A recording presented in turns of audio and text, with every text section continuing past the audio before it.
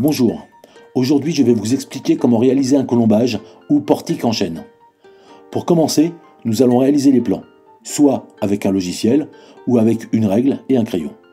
N'oubliez pas de noter les cotes et surtout gardez le plan avec vous.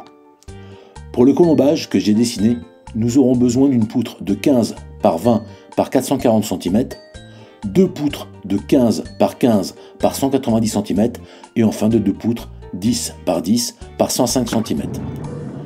Nous récupérerons dans l'atelier un cordeau traceur, un mètre et un crayon, mais aussi une grande équerre, une petite équerre, des scies à main, une scie circulaire, un rabot, une disqueuse 125 mm équipée d'un plateau à poncer et des disques abrasifs, une perceuse et des forêts à bois, des ciseaux à bois et un maillet, et si vous avez, une tronçonneuse. Avant de commencer, nous implanterons le chantier dans un lieu assez grand pour tailler les poutres.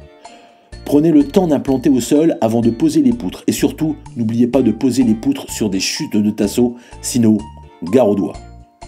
Les poteaux seront posés sur des parpaings pour compenser l'épaisseur de la poutre. A l'aide de la petite équerre, tracez les tenons et mortaises à réaliser. Nous ferons les mortaises avec la perceuse et des forêts.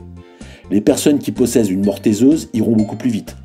Mais si vous regardez ce tuto, c'est que c'est le premier assemblage en poutre que vous effectuez. Pour information, une mortaiseuse à chaîne coûte environ 1 200 €. Nous finirons les mortaises avec des ciseaux à bois et un maillet.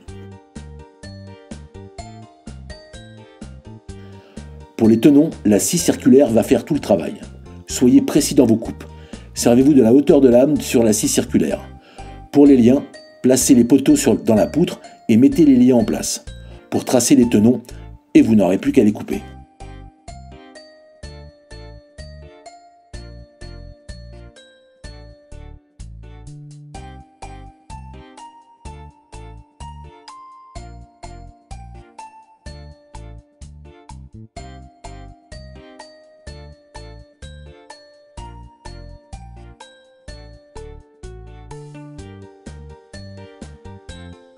Concernant le perçage pour le chevillage, une fois les poteaux tracés, mettez en place le tenon dans la mortaise et, à la main, prenez le forêt, marquez le centre du trou sur le tenon, ressortez le lien ou le poteau et décalez le trou de 2 ou 3 mm vers l'intérieur du tenon afin que l'assemblage se tienne et qu'il soit très rigide.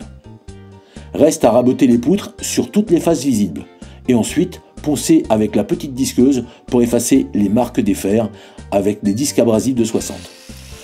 Comme nous avons décalé l'axe du tenon, les deux trous ne s'alignent plus.